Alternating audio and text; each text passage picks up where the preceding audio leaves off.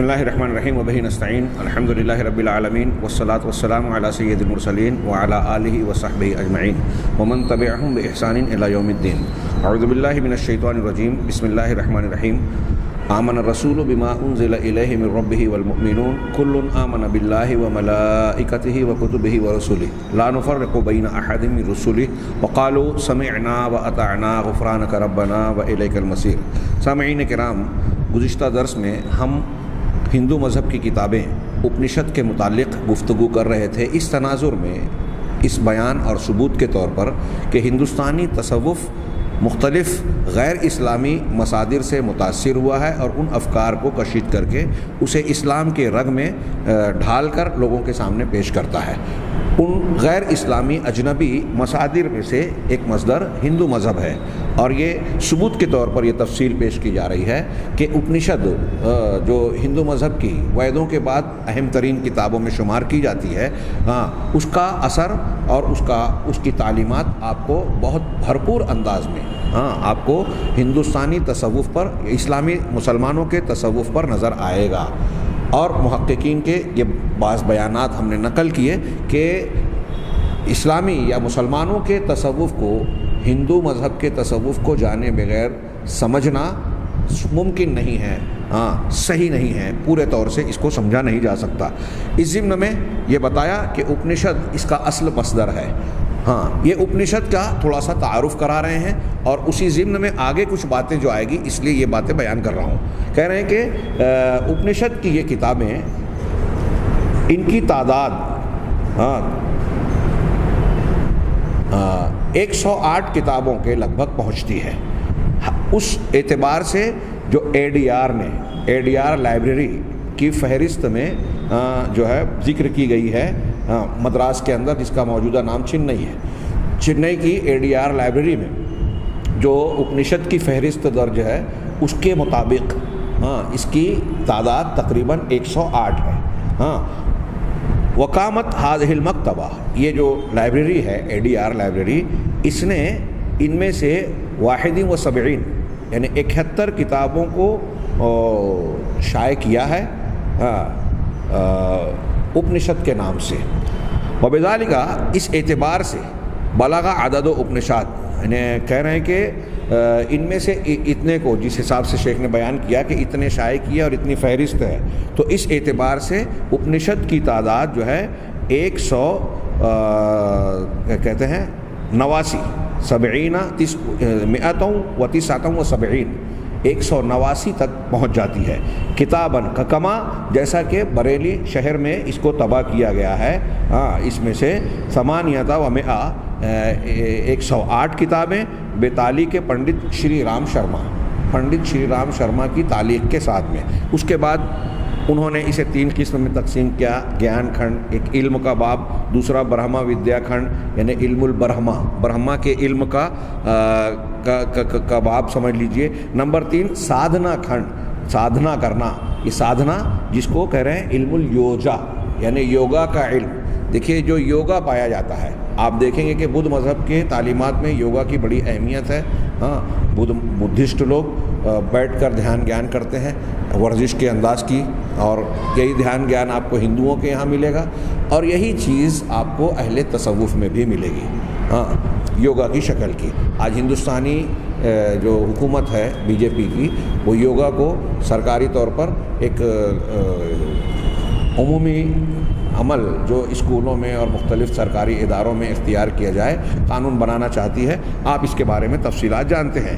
اب اس میں کہہ رہے ہیں کہ یہ کتابیں 108 یا 189 جو بھی ہو، ان میں سے ان اپنشد کی کتابوں میں کہہ رہے ہیں کہ 12 کتابیں ایسی ہیں جو معروف اور معتبر سمجھی جاتی ہیں. 12 کتابیں، ان 12 کے یہاں نام بیان کیے گئے ہیں، اور میں اس کا نام نہ پیش کرتے ہوئے آگے کہوں، ان اپنشد کی تفسیر کئی لوگوں نے، بہت سارے لوگوں نے کی. ان میں سے ایک شنکراچاریہ ہے. شنکراچاریہ تاریخ کی ایک شخصیت گزری ہے ہندو مذہب میں، جو 50 سال کی عمر میں یا اس سے آگے پیچھے اس دنیا سے بھی چلے گئے. ایک مذہبی شخصیت، آج وہ ہندوستان میں ایک سمجھ لیجیے کہ منصب اور مرتبے کا نام ہے. شنکراچاریہ ایک خاص منصب کے پنڈت کو کہا جاتا ہے. اسی طریقے سے رامانج، نمبارک، مادیہ، بلاب، ان لوگوں میں سے ہر کسی نے اپنشد کی کتابوں کی تشریح کی ہے، ہر شخص نے اپنے اصول اور اپنے نظریات کے مطابق کی ہے۔ یہ ساری باتیں جو شیخ نے نقل کی ہے قاموس الہند صفحہ 117 کے حوالے سے۔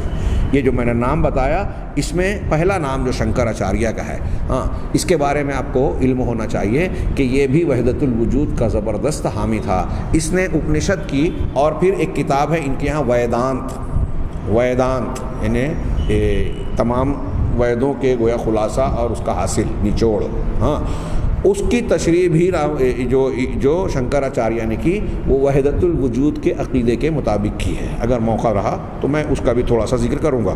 ہاں اسی طریقے سے ویر الفیلسوف الہندی دکتور رادھا کرشنا، ہاں ہندوستانی فلسفی ڈاکٹر رادھا کرشن، ہندوستان کے پہلے صدر جمہوریہ، جو بڑے صاحب علم آدمی تھے، اور ان کی مختلف کتابیں ہیں، تحقیقات ہیں، اور بے لاگ تبصرے انہوں نے مذہبی اعتبار سے اپنے ہی مذہب پر کیے۔ کہا ڈاکٹر رادھا کرشن جو فلسفی ہیں، ان کی رائے یہ ہے کہ اپنشد کی تالیف جو ہے وہ میلاد سے تقریباً 6 صدی پہلے کی طرف پلٹتی ہے، یعنی حضرت عیسیٰ علیہ السلام کی ولادت جو 2000 سال، ہاں آج 2021 چل رہا ہے، اس سے بستۃ قرون 6 صدیوں پہلے تقریباً اس کی طرف پلٹتی ہے۔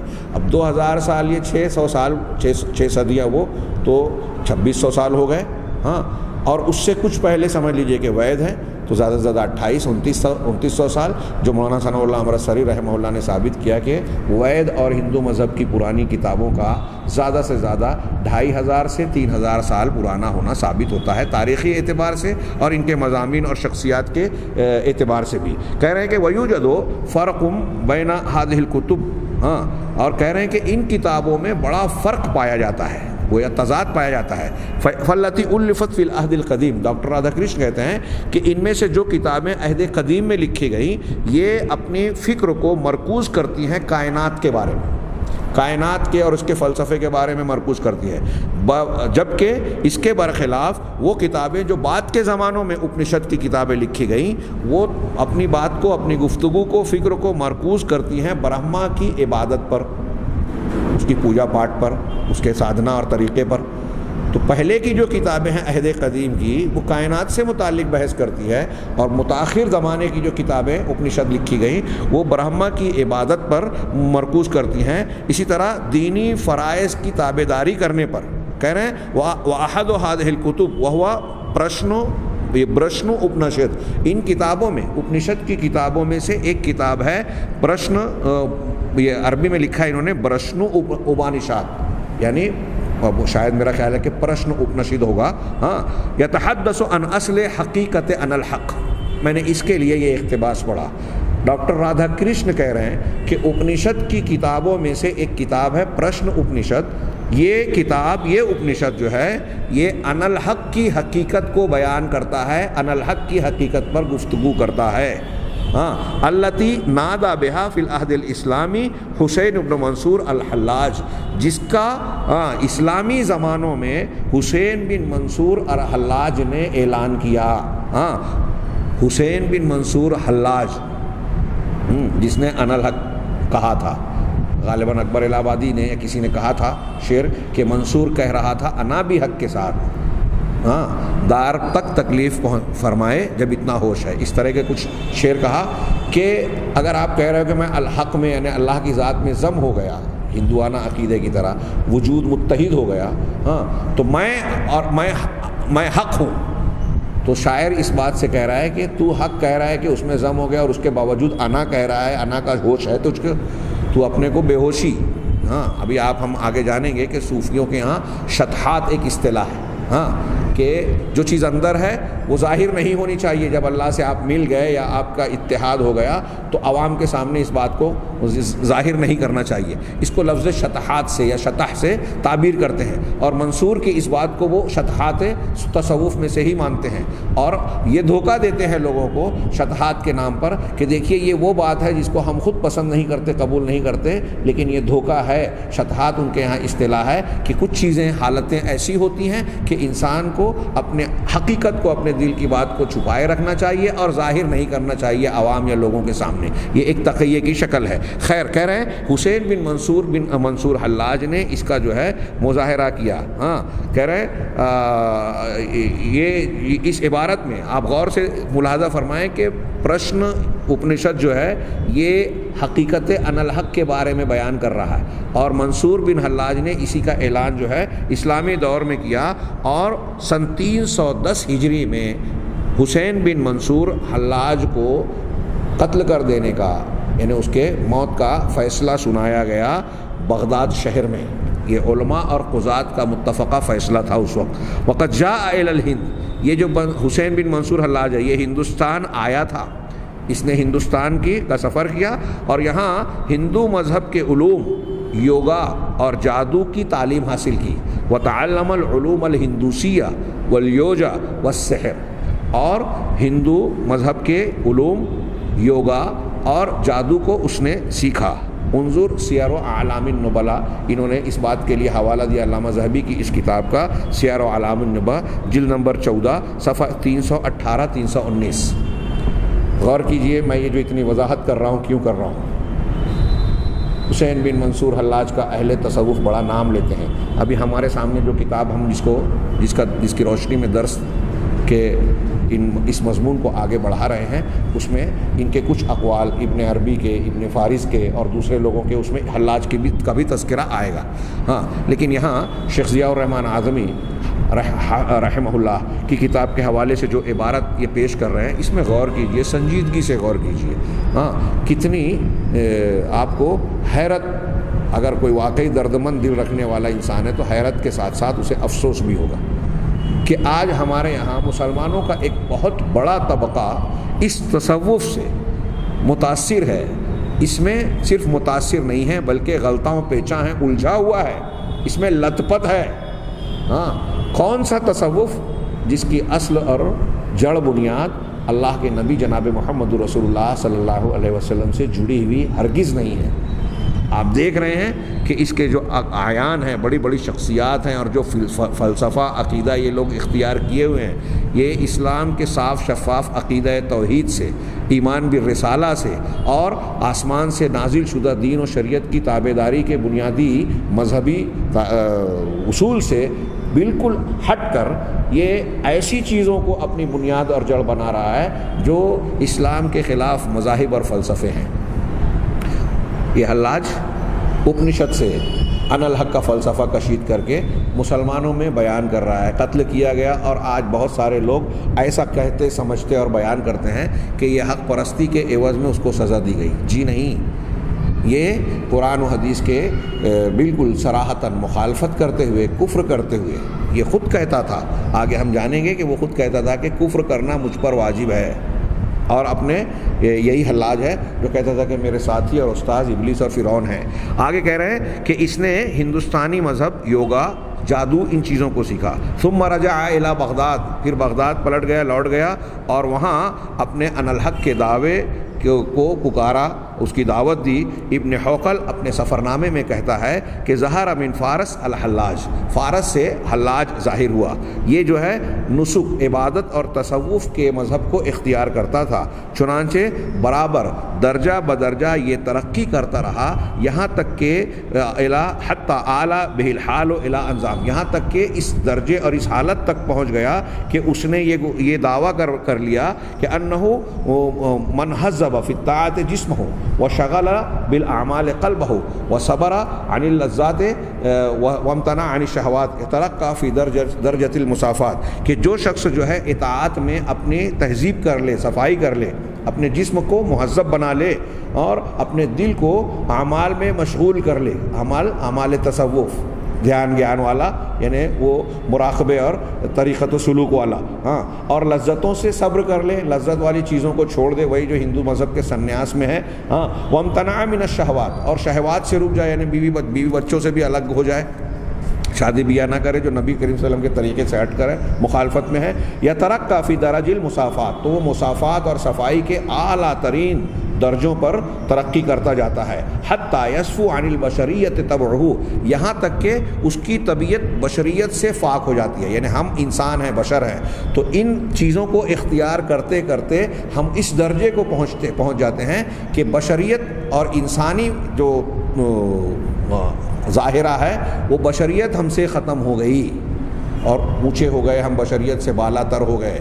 یہ جو فکر ہے یہ غور سے سنیے گا. آپ نے ہرمسی افلاطونی فلسفے میں جو پڑھا اور بعض تفصیلات کو جو میں نے ترک کیا اس میں یہ تفصیل سے بیان کیا گیا ہے. حتی یصفو عن البشریت طبعہ، یہاں تک کہ اس کی طبیعت بشریت سے صاف ہو جاتی ہے. فاذا صفا، جب وہ اس درجہ صاف ستھرا بن جاتا ہے، حل فیہ روح اللہ، تو اس کے اندر اللہ کی روح حلول کر جاتی ہے، داخل ہو جاتی ہے، اتر جاتی ہے. جو بھی اللہ کا ترجمہ کیجئے. الذی کان منہ الی عیسیٰ، یہ وہی روح حلول کرتی ہے جو اللہ کی طرف سے حضرت عیسیٰ میں آئی تھی. فیسیر مطاعن، چنانچہ اس درجے پر پہنچنے کے بعد بندہ مطاع بن جاتا ہے. یعنی اب اس کی فرما برداری کی جائے اور اس کا حکم نافذ ہو کائنات کے اندر. یقول للشیء کن فیکون، وہ کسی شے کو کہتا ہے کہ ہو جا تو وہ ہو جاتی ہے. غور کیجئے کتنا خطرناک اور کھلا ہوا کفر ہے یہ. حلاج کہہ رہا ہے کہ جو شخص اپنے جسم کی تہذیب کرے، لذتوں سے ہٹ جائے، اپنے آپ کو اعمال میں، نیک کاموں میں، تصوف کے جو طریقے بتائے گئے ہیں اس میں مشغول رکھے، تو وہ مصافات یعنی اپنے دل اور باطن کی صفائی کے درجات کو اونچے سے اونچا ترقی کرتا ہوا اونچائی پر پہنچتا چلا جاتا ہے. اور پھر اس درجے پر پہنچ جاتا ہے کہ اس کے اندر سے بشریت ختم ہو جاتی ہے اور الوہیت اس کے اندر آ جاتی ہے، اللہ اس کے اندر آ جاتا ہے. اور جب وہ اس طرح اس درجے پر پہنچ جاتا ہے گویا اللہ سے مل گیا، تو اب کسی چیز کو کہتا ہے ہو جا تو وہ ہو جاتی ہے. نعوذ باللہ من ذالک، یعنی اس کے اندر ربوبیت اور الوہیت کے مراتب پیدا ہو جاتے ہیں. یہ حسین بن منصور حلاج کہہ رہا ہے انا الحق کا یہ فلسفہ کہاں سے اس نے حاصل کیا؟ ہندو مذہب کی اپنشد کی تعلیمات سے، اور اسے بیان کر رہا ہے. یہ ایک مثال دی شیخ دکتور ضیاء الرحمن اعظمی رحمہ اللہ نے. آگے وہ کہتے ہیں کہ اسی طریقے سے صوفی سرمد ہندوستانی جو مشہور تھا اور حقیقت میں یہ یہودی تھا، فارس سے آیا. اس کے واقعے کو اگر جانیں گے کہ کس طریقے سے یہاں ایک برہمن بچے پر اس کا دل آیا اور نہ جانے کیا کیا خرافات پھر اس میں بیان کی جاتی ہے. تو کہا کہ یہ ہندوستانی صوفی سرمد جو کہ دراصل یہودی تھا اور اس نے اسلام میں داخل ہونے کا دعویٰ کیا اور اپنے وطن ترکستان سے ہندوستان کے ملکوں، ہندوستان کی طرف اس نے جو ہے ہجرت کی، اپنے یہودی اور ہندوانہ افکار کو مسلمانوں کے درمیان پھیلانے کے لیے. غور سے پڑھیے، یہ ایک محقق انسان کی تحریر ہے جو خود ہندو دھرم سے مسلمان ہوئے تھے. وہ کہہ رہے ہیں کہ یہ صوفی سرمد جو ہے وہ مسلمانوں میں داخل ہوا کس مقصد سے؟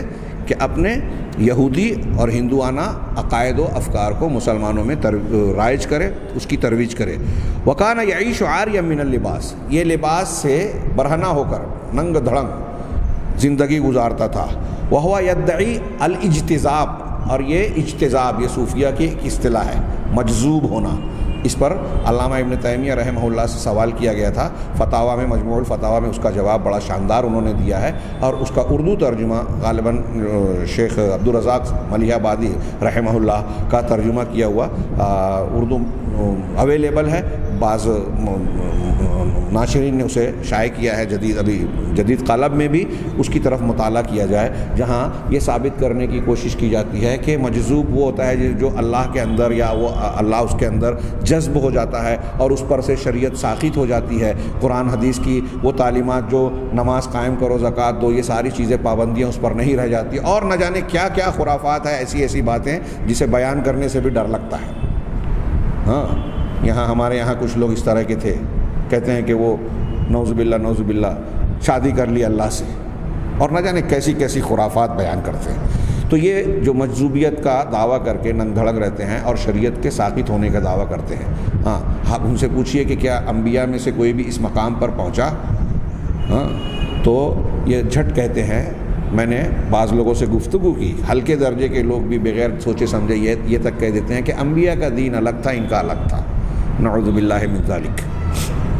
اللہ تبارک و تعالیٰ نے ساری انسانیت اور انسانوں کی ہدایت کے لیے انبیاء کرام کو نمونہ بنایا، اور آخری نبی جناب محمد رسول اللہ صلی اللہ علیہ وسلم کو تمام کائنات کے لیے اسوہ اور نمونہ بنایا۔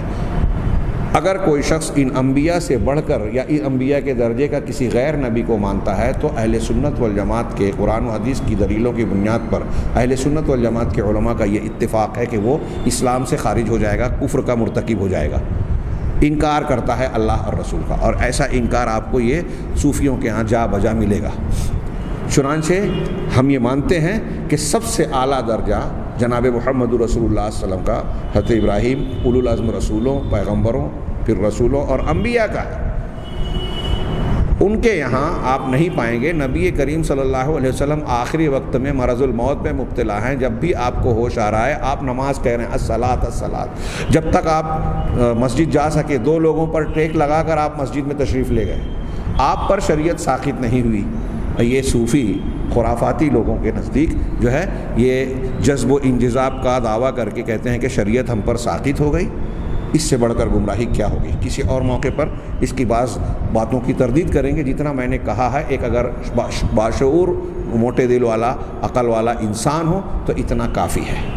اگر کوئی یہ کہتا ہے آپ سے کہ اللہ کے نبی کی شریعت الگ اور یہ شریعت الگ، تو یہیں سے آپ اندازہ لگا لیجئے کہ آپ کو دھوکہ دیا جا رہا ہے۔ اللہ رب العزت نے اپنی کتاب میں نبیوں کی اتباع کرنے کی تعلیم دی ہے، جناب محمد رسول اللہ صلی اللہ علیہ وسلم کی مخالفت کرنے پر عذاب کی وعیدیں سنائی ہے، ہاں سخت وعیدیں، اور عبادت ہو، عقیدہ ہو، اعمال ہو، جو بھی معاملہ ہو، ان تمام امور میں نبی کریم صلی اللہ علیہ وسلم کی اتباع اطاعت، اور آپ جو کچھ دے دیں اس کو لے لو، جس چیز سے منع کریں اس سے رک جاؤ، یہ حکم دیا ہے۔ اس کے علاوہ کوئی اور شریعت جو نبی کریم صلی اللہ علیہ وسلم کی شریعت کے مخالف ہے اسے قبول، یہاں تک کہ جو مسابقہ شریعتیں تھیں وہ بھی منسوخ ہو گئی۔ اب شریعت محمدی آ جانے کے بعد شریعت موسوی اور عیسوی بھی نہیں چل سکتی، یہ بالکل صاف۔ تو رسولوں پر ایمان کا یہ درجہ اچھی طریقے سے سمجھیں۔ ہم یہ آمن الرسول کے تحت اللہ پر، کتابوں پر، فرشتوں پر، رسولوں پر ایمان کی جو تفصیلات پڑھ رہے ہیں، ان تمام چیزوں سے اس کا تعلق ہے۔ ایک آدمی اگر کسی شخصیت کو اس طرح مان رہا ہے کہ اس کو نبی کے مقابل کھڑا کر رہا ہے، اس سے شریعت اخذ کر رہا ہے، اس کی بتائی ہوئی عبادت کو دین کا حصہ اور عبادت سمجھ رہا ہے، جبکہ قرآن حدیث نے یہ بیان نہیں کیا، تو وہ ان تمام چیزوں کی کسی نہ کسی شکل میں تردید کر رہا ہے۔ کتاب کو نہیں مان رہا ہے، اللہ کو نہیں مان رہا ہے، رسول کو نہیں مان رہا ہے۔ یہ چھوٹی باتیں نہیں ہیں، اس لیے یہ جو تفصیلات ہیں وہ انتہائی اہمیت کے حامل ہیں۔ تو شیخ کہہ رہے ہیں کہ یہاں انہوں نے کہا کہ وہ جو صوفی سرمد ہے، جس کو ہمارے یہاں بہت سے لوگ احترام سے نام لیتے ہیں، آپ دیکھے ہوں گے کہ بعض جاہلوں کے یہاں پرانے میں نے دیکھا تھا کہ ایک تصویر لگی ہوئی ہے کہ ایک شخص جو ہے وہ اس کا سر کٹا ہوا ہے، سر ہاتھ میں ہے، خود اس کا سر، گردن کٹی ہوئی ہے، ہاتھ میں ہے، اور وہ آگے بڑھتا جا رہا ہے۔ ہاں یہ سرمد کی تصویر لوگوں نے بتایا ہے، کہا کہ اس کو جو ہے بادشاہ وقت نے مخالفین کی چغل خوری کی بنیاد پہ قتل کرنے کا حکم دیا اور اس کی گردن کاٹی گئی، تو گردن کٹ جانے کے باوجود وہ اپنا ہی سر اپنے ہاتھ میں لے کر چلتے رہے۔ ہاں اس کی تصویر بنائی جاتی ہے، اس کو مقدس اور محترم شخصیت کے طور پر پیش کیا جاتا ہے، جبکہ یہ ان کی حقیقت ہے کہ اصلاً یہودی تھا۔ ہاں مسلمانوں میں داخل ہوا عبداللہ بن سبا کے کردار کی طرح، تاکہ مسلمانوں کے اندر اپنے یہودی اور ہندو مذہب کے افکار کو پھیلائے اور انہیں اصل قرآن و حدیث کے دین اور توحید کے مذہب سے دور کرے۔ ہاں ہمارے مسلمان اتنے سادہ ہیں کہ ایسی کوئی بھی جو ہے منصوبہ بندی اور ہمارے خلاف سازش ہوتی ہے، کچھ نہ کچھ لوگ اس کا شکار ہو ہی جاتے ہیں۔ یہ ہمارے تربیتی ڈھانچے اور تعلیم و تعلم کے جو مسلمانوں کے اندر سلسلہ ہے، اس کے کمزور ہونے کی دلیل ہے کہ ہم نے خود اپنے مسلمانوں کو توحید اور دین کی بنیادوں اور منہج کو سمجھایا نہیں ہے۔ یہ جو ہم دروس کا سلسلہ جاری رکھے ہیں، ایسا ہر مسجد میں، ہر علاقے میں سلسلہ جاری ہونا چاہیے، تاکہ ہمارا ہر شخص دین کی بنیادوں سے مضبوط انداز میں واقف ہو جائے، اور کوئی شیاطین الانس والجن میں سے کوئی شخص اس کے دین کو پر ڈاکہ ڈالنے کی جرت نہ کرے، اور اگر کرے تو ناکامیاب ہو جائے۔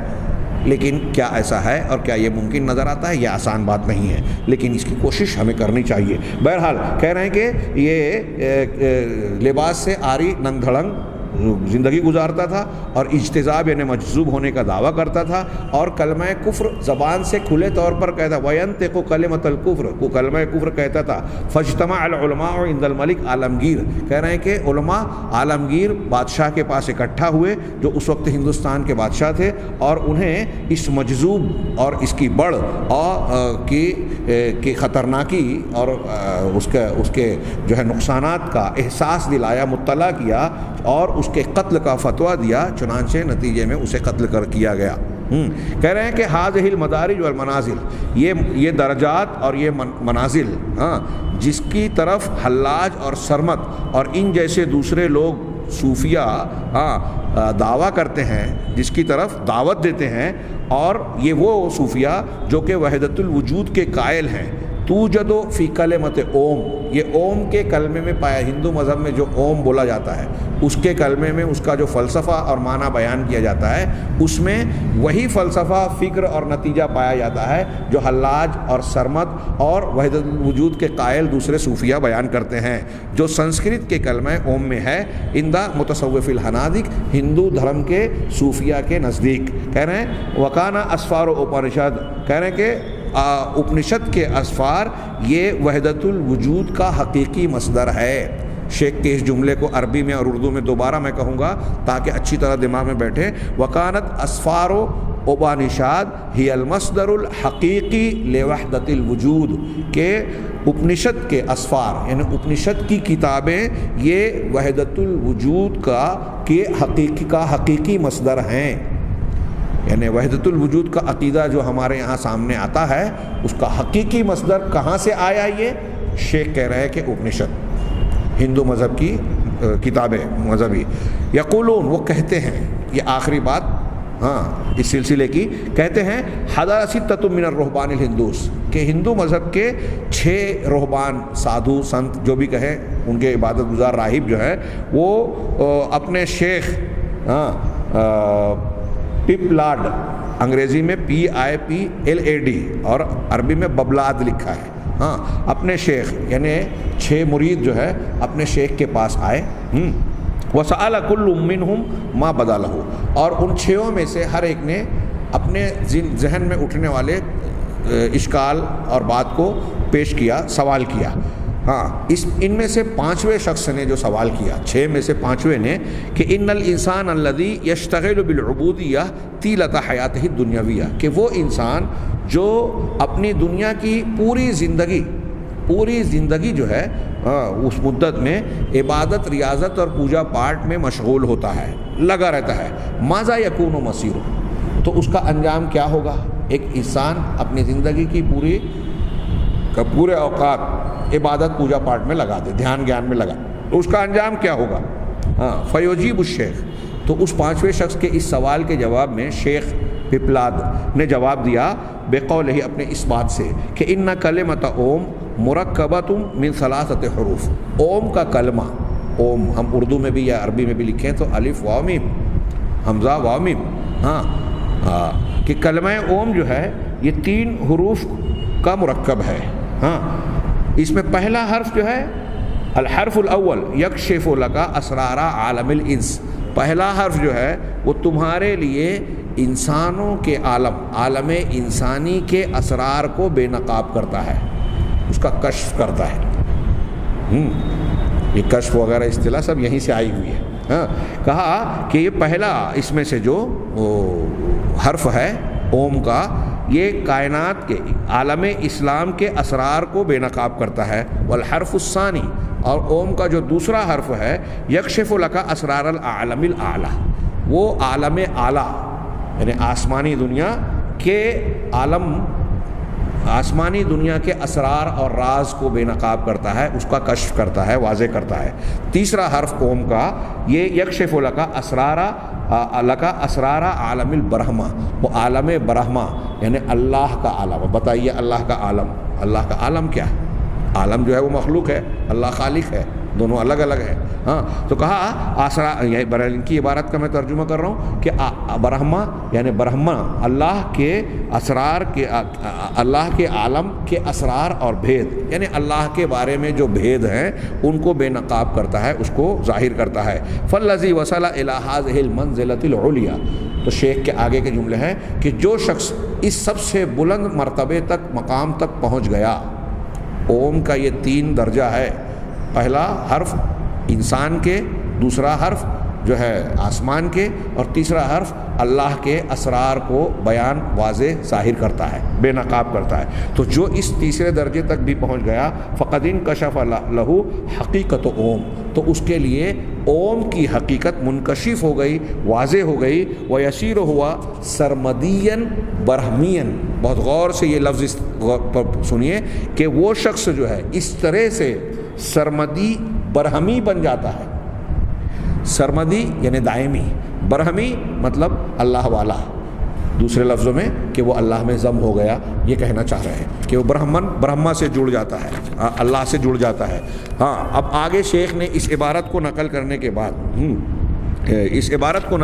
بعد کہتے ہیں قارن بین منزلت ان الحق عند الحلاج و بین اوم عند اصول اوبانشاد، کہ آپ غور کیجئے اور موازنہ کیجئے یہ ان الحق کے مرتبے کے درمیان اور اپنشد کے اصول کے نزدیک اوم کے مرتبے کے درمیان. اوم کی جو تشریح ابھی آپ نے سنی، اس کو جو اہل اپنشد میں بیان کرتے ہیں یا اپنشد سے کشید کرتے ہیں، اس کے مفہوم اور معنی کو، غرض و غایت کو، اور منصور بن حلاج، حسین بن منصور حلاج جو ان الحق کے دعوے کے تحت دعویٰ کر رہا ہے اور بیان کر رہا ہے، ان دونوں کے درمیان مقارنہ کیجئے تو آپ کو نظر آئے گا کہ دونوں ایک ہی ہے.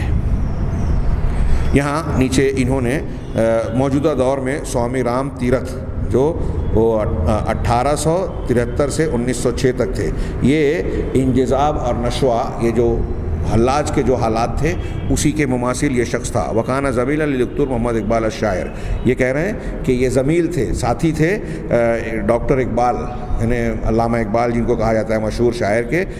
لاہور میں پڑھنے لکھنے کے معاملے میں یہ ان کے ساتھی تھے. ہاں اور پھر ان کے حالات بیان کیے کہ یہ بڑے ماہر ہوئے اور پھر انہوں نے یہی راستہ اختیار کیا. یہاں میں تھوڑا سا ایک جملے میں یہ بھی تذکرہ کروں کہ 8ویں نمبر پر انہوں نے فیضان کا ایک کتاب کا تذکرہ کیا ہے جس کا معنی ہوتا ہے زبدۃ الفیدہ، وید کا خلاصہ، نچوڑ، مکھن. ہاں اس کتاب کا تعارف کراتے ہوئے پہلا جملہ کہا کہ ویدان جو ہے وہ فلسفیانہ، ہندوؤں کے نزدیک فلسفے اور اخلاق کی کتاب مانی جاتی ہے. یہ حجم کے اعتبار سے سب سے مختصر کتاب ہے ہندو مذہب کی کتابوں میں، لیکن ہندی فلسفی اور صوفی کی فکر پر اثر میں سب سے کسی دوسری تمام کتابوں کے مقابلے میں سب سے زیادہ اثر والی ہے. اس کتاب کی تفصیل میں نہ جاتے ہوئے میں یہ کہنا چاہوں گا کہ صرف والکتاب یشتمل علی 4 ابواب، یہ کتاب 4 ابواب اور 16 فصول پر مشتمل ہے. اس میں سے باب ثانی کا صرف میں تذکرہ کرنا چاہتا ہوں کہ انہوں نے کہا باب ثانی جو ہے وہ علی وحدت الوجود، وحدت الوجود کے بیان پر، اور بدھ مت اور جین مذہب کے الہادی اعتقادات کے رد پر مشتمل ہے. ویدانت کی کتاب، یہ اپنشد کے ساتھ میں نے صرف ویدان کا ذکر کیا، اور بھی دوسری کتابوں سے ہندوستانی تصوف میں استفادہ کیا گیا ہے اس تفصیل کے ذریعے سے. ہاں یہ نتیجہ آپ اخذ کر سکتے ہیں کہ یہاں جو صاحب کتاب نے جو بیان کیا کہ اللہ کے نبی صلی اللہ علیہ وسلم کے تعلق سے اہل تصوف کا یہ عقیدہ اور یہ تفصیلات اور یہ بناوٹی حدیثیں کہ اللہ کے نور سے آپ کو وجود دیا گیا اور پھر آپ کے نور سے پوری کائنات کو وجود دیا گیا، یہ قرآن حدیث اللہ کی طرف سے، رسول اللہ صلی اللہ علیہ وسلم کی طرف سے آئی ہوئی تعلیم نہیں ہے، نہ صحابہ اور اس امت کے سلف اور اہل حق کا عقیدہ ہے، بلکہ یہ یونانیوں، مصریوں، ہندوستانیوں کے اہل مذاہب اور اہل فلاسفہ کا گڑھا ہوا، بنایا ہوا، ان کے ذہن سے پیدا کیا ہوا ایک خیال اور فلسفہ ہے، جس کو ہندوستان کے جو دنیا کے صوفیوں نے اس کو اسلامی رنگ میں رنگ دیا، اور اس کا مقصد ہی یہی تھا کہ اہل اسلام کو اسلام کے شفاف عقیدہ توحید سے دور کیا جائے، ان کو شریعت محمدیہ کی بجائے اس سے بہت دور پہنچا پہنچا دیا جائے۔ یہاں آگے انہوں نے جو دکتور صادق نے عبارت نقل کی تھی اپنشد کی، اور میں دکتور ضیاء الرحمن کی کتاب کی طرف بھی مراجعہ کر بیٹھا، تو اس عبارت کے بعد انہوں نے ایک عنوان قائم کیا ہے نتیجہ، کہ جو کچھ ہم نے پیش کیا اس کا نتیجہ کیا ہے۔ انشاءاللہ اگلے درس میں ہم اس نتیجے اور اس سے متعلقہ امور پر بات کریں گے۔ وآخر دعوانا ان الحمد للہ رب العالمین وصلی اللہ علی نبینا محمد۔